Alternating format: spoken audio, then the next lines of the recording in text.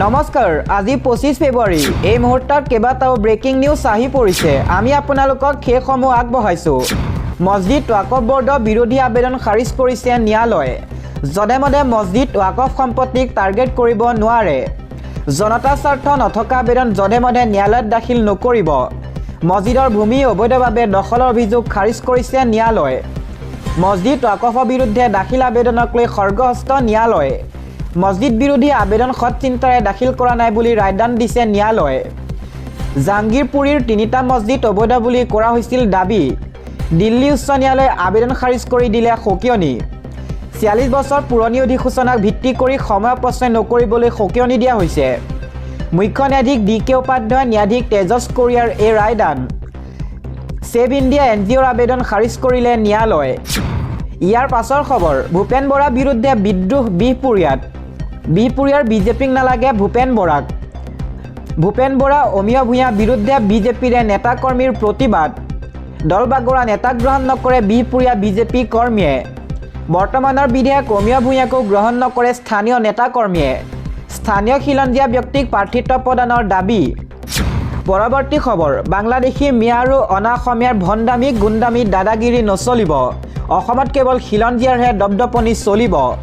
মিয়া আৰু বহিৰাগত বনিয়াৰ দপদপনি চলিবলৈ দিয়া নহ'ব অসমত পুনৰবাৰ এইদৰে হুংকাৰ প্ৰদান কৰিছে বিলাসিত সেনাৰ তৰফৰ পৰা কোৱা হৈছে প্ৰতিজন খিলঞ্জীয়া মূৰ তুলি জীয়াই থাকিব লাগিব আমাৰ সংগ্ৰাম দীঘলীয়া আৰু তীব্ৰতৰ হ'ব বিলাসিত সেনাৰ সৈনিক ৰাজনৈতিক দলৰ দালাল নহয় শৃংখল চলিহা কাৰোৰে গোলাম নহয় বিলাসিত সেনাক কোনেও শেষ কৰিব নোৱাৰে মিয়া আৰু অনা অসমীয়াক পুনৰ এইদৰে সকিয়নি প্ৰদান কৰিছে বিলাসিত সেনা শৃংখল চলিহাই ভণ্ডামি গুণ্ডামি দাদাগিৰি এইবোৰ নচলিব অসমত আটাইতকৈ বেছি জেল যোৱা সংগঠনটোৱে হৈছে বিলাসিত সেনা আমি অসমৰ ৰাইজৰ ওচৰত সদায় দায়বদ্ধ সন্মান আৰু মৰ্যাদা সহকাৰে জীয়াই থাকিব লাগিব খিলঞ্জীয়া এই হুংকাৰ প্ৰদান কৰিছে বিলাসিত সেনাৰ নেতা ৰন্তুপানী ফুকন আৰু শৃংখল চলিহাই ইয়াৰ পাছৰ খবৰ নিৰ্বাচনৰ পূৰ্বে ৰাজ্যত আকৌ হ'ব সৰ্ববৃহৎ উচ্ছেদ অভিযান ঘৰে ঘৰে জাননী জাৰি কৰিছে বন বিভাগে এসপ্তাহৰ ভিতৰতে চৰকাৰী ভূমি খালী কৰাৰ নিৰ্দেশ দিয়া হৈছে ৰাজ্য চৰকাৰৰ পক্ষত ৰায় প্ৰদান কৰিছে সৰ্বোচ্চ ন্যায়ালয়ে ৫৯টা পৰিয়াললৈ জাননী জাৰি কৰিছে প্ৰশাসনে চৰকাৰী ভূমি খালী নকৰিলে চলিব প্ৰশাসনৰ বুলডোজাৰ গোলাঘাটৰ নেঘেৰী বিলত চলিব উচ্ছেদ অভিযান সৰ্বোচ্চ ন্যায়ালয়ৰ ৰায়দানৰ পাছতে একশ্যন মুডত বন বিভাগ ইয়াৰ পাছৰ খবৰ অখিল গগৈয়ে ৰাতি গৈ মুখ্যমন্ত্ৰীৰ পৰা টকা লয় এই মন্তব্য বদৰুদ্দিন আজমলৰ মৌলানা বদৰুদ্দিন আজমলে মন্তব্য কৰি কয় অখিল গগৈ হৈছে বিজেপিৰ বি টিমৰ মানুহ ৰাতি গৈ মুখ্যমন্ত্ৰীৰ পৰা টকা লয় অখিলে মুখ্যমন্ত্ৰীৰ পৰা টকা নল'লে চলিব নোৱাৰে অখিল গগৈ মুখ্যমন্ত্ৰীৰ কথামতে মিয়া এলেকাত প্ৰচাৰ চলায় অখিলে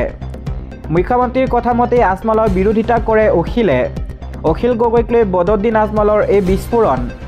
আন এটা খবৰ ৮ মাৰ্চৰ ভিতৰত জাতীয়তাবোধ থকা সকলো কংগ্ৰেছী বিজেপিলৈ আহিব এই মন্তব্য ভূপেন বৰা কেন্দ্ৰীয় গৃহমন্ত্ৰীক সাক্ষাৎ কৰি ভূপেন বৰাৰ এই বিস্ফোৰণ ৮ মাৰ্চৰ ভিতৰত সকলো কংগ্ৰেছে যোগদান কৰিব বিজেপিত ৮ মাৰ্চৰ ভিতৰত ৫০% জাতীয়তাবোধ থকা কংগ্ৰেছী আহিব বিজেপিলৈ জাতীয়তাবোধ থকা সকলো কংগ্ৰেছী বিজেপিলৈ আহিব কেন্দ্ৰীয় গৃহমন্ত্ৰীক নমস্কাৰ জনাই আহিয়ে এই ডাঙৰ মন্তব্য কৰে ভূপেন বৰাই জাতিৰ স্বাৰ্থত কাম কৰা সুযোগ বিজেপিয়ে দিব বাবে মই আহিছোঁ দিবলৈছো আন এটা খবৰ জুবিন গাৰ্গে ন্যায় নোপোৱাটো ডাঙৰ পৰাজয় নিৰ্বাচনী বতাহত হেৰাই যাব নেকি জুবিন গাৰ্গ এই প্ৰশ্ন উত্থাপিত কৰিছে গৰিমা শইকীয়া গাৰ্গে মন্তব্য কৰি কয় জুবিন গাৰ্গে ন্যায় নোপোৱাটো ডাঙৰ পৰাজয় নিৰ্বাচনী বতাহত হেৰাই যাব নেকি জুবিন গাৰ্গ ৫ মাহ পিছতো ন্যায় নাপালে জুবিন গাৰ্গে যদি ন্যায় নাপায় তেন্তে কোনে ন্যায় পাব সকলোবোৰ কামেই স্থবিৰ হৈ পৰিছে বিচাৰ প্ৰক্ৰিয়াটো কিয় ইমান লেহেমীয়া হৈছে নিৰ্বাচনী বতাহে জুবিনক পাহৰাই পেলাব বুলি আমাৰ ভয় হৈছে জুবিন গাৰ্গে কেৱল আমাৰ নাছিল সমগ্ৰ অসমৰ আছিল জুবিন গাৰ্গৰ মৃত্যুৰ প্ৰকৃত কাৰণ কি এতিয়ালৈ নাজানিলোঁ জুবিনে ন্যায় নোপোৱাটো সমগ্ৰ অসমবাসীৰে পৰাজয় দিবলৈছো আন এটা খবৰ বিৰোধী মিত্ৰতাত লাগিব আউল আধাৰশিলা পৰ্ব সামৰি ২ মন্ত্ৰীৰ যুক্তি মৰাণৰ চেপনত পূৰ্বাঞ্চল টাই সাহিত্য সভাৰ কেন্দ্ৰীয় কাৰ্যালয় আৰু অতিথিশালাৰ আধাৰশিলা স্থাপন বিৰোধী মিত্ৰতাক লৈ প্ৰতিক্ৰিয়া মন্ত্ৰী ডাঃ ৰানুজ পেগু আৰু যোগেন মহনৰ শনিবাৰে মৰাণৰ চেপন তিনিআলিত পূৰ্বাঞ্চল টাই সাহিত্য সভাৰ কাৰ্যালয় আৰু অতিথিশালাৰ আধাৰশিলা স্থাপন তথা ভূমিপূজন অনুষ্ঠানত ৰাজ্য চৰকাৰৰ কেবিনেট মন্ত্ৰী ৰানুজ পেগু আৰু যোগেন মোহনে অংশগ্ৰহণ কৰে। অনুষ্ঠানৰ শেষত দুই মন্ত্ৰীয়ে বিৰোধী মিত্ৰতা সম্পৰ্কত গুৰুত্বপূৰ্ণ মন্তব্য আগবঢ়ায়। বিকশিত অসমৰ কাৰণে বিৰোধী কোনো পৰিকল্পনা নাই। অসমলৈ হৈ থকা প্ৰব্ৰজনক লৈ কোনো পলিচি প্ৰস্তুত কৰিব পৰা নাই। অসমৰ খিলঞ্জীয়া জনগোষ্ঠীসকলৰ বাবে কি পলিচি আছে? বিৰোধী মিত্ৰতা হৈছে ৰাজনৈতিক সুবিধাবাদী মিত্ৰতা। এই অভিযোগ বিজেপি নেতা তথা অসম চৰকাৰৰ শিক্ষামন্ত্ৰী ডাক্তৰ ৰানুজ পেগুৰ। বিৰোধী আৰু শাসকীয় দলৰ মিত্ৰতা পাৰ্থক্য উল্লেখ কৰি মন্ত্ৰীগৰাকীয়ে লগতে কয়, NDAত ৰামধেনু সদৃশ মিত্ৰতা আছে। ইয়াত বিকশিত অসমৰ বাবে জাতি জনগোষ্ঠীৰ দলসমূহে সহযোগিতা কৰিছে, কিন্তু ব্যক্তিগত স্বাৰ্থৰ বাবে বিৰোধী নেতাসকলে মিত্ৰতা কৰিবলৈ চেষ্টা কৰিছে। বিৰোধী একত্ৰিত হ'লেও আকৌ বিজেপি চৰকাৰ হ'ব। নিৰ্বাচন চমু চাপি আহিছে যদিও এতিয়ালৈ বিৰোধী মিত্ৰতা সম্পূৰ্ণ হোৱা নাই, যাক লৈ বিজেপিৰ নেতাসকলে বিৰোধী আক্ৰমণ অব্যাহত ৰাখিছে। এই মন্তব্য কৰে মন্ত্ৰী ৰানুজ পেগুৱে। একেটা অনুষ্ঠানতে উপস্থিত থকা অসমৰ পৰিবহণ মন্ত্ৰী যোগেন মোহনেও বিৰোধী মিত্ৰতাক লৈ প্ৰতিক্ৰিয়া প্ৰকাশ কৰে। তেওঁ কয়, আমি আগৰ পৰাই কৈ আহিছোঁ বিৰোধী মিত্ৰতা পাতৰ শোভাত আউল লগাৰ দৰে,